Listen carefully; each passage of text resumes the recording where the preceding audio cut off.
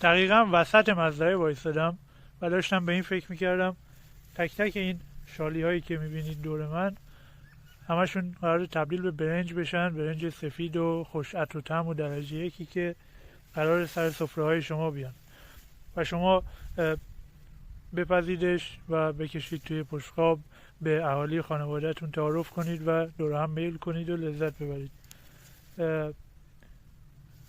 این برنج به همه جای ایران ارسال میشه، شیراز، تهران، کرمان، اصفهان، مشهد.